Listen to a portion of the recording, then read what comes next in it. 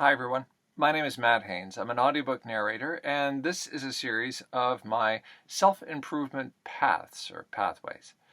I like to start each week with a mantra or a certain practice focus that makes moving forward in my work and in my life a little bit more fun and a little bit easier. This week's path, oh, and by the way, before I forget, what I will be referring to in the examples are my work as a narrator and also as a teacher of narration, but I think this can be applied to just about any process that you have. You try it and let me know. This week is going to be all about stopping 1 minute sooner. Why?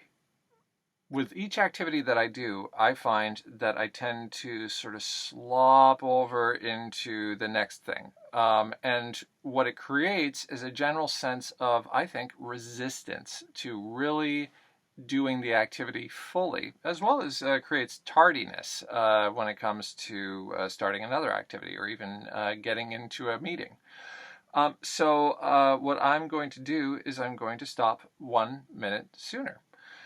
Basically, with narration, one of the things that this is really useful for is staying nice and crisp with my activity, especially if I'm coming to the end of a narration session, because it's really easy to just say, okay, wow, okay, all right, the session is almost over, and after this, I'm going to get some lunch, and then after that, I'm going to do this, and oh yeah, didn't I forget?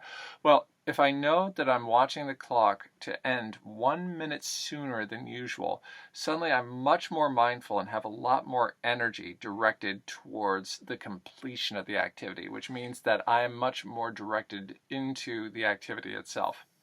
Now, with students, what I'm thinking about is that if you're in a session with a teacher, or for example, if a student is in a session with me, if they are mindful to end the lesson 1 minute sooner, then it's probably much more likely that they're going to be assessing what the real meat of the lesson was and what the follow-up homework for the week is, as opposed to waiting for the lesson to just be done and then as an afterthought figuring all that other stuff out. Really focusing on what was this amount of time that I was devoting to this activity all about.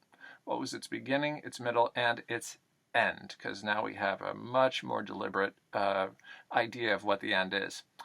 So, end, stop, cease 1 minute sooner. That's what I'm going to be doing this week. I'll get back to you with my results. You get back to me with yours. Thank you for joining me. And as your narrator and teacher, I hope our paths cross again real soon.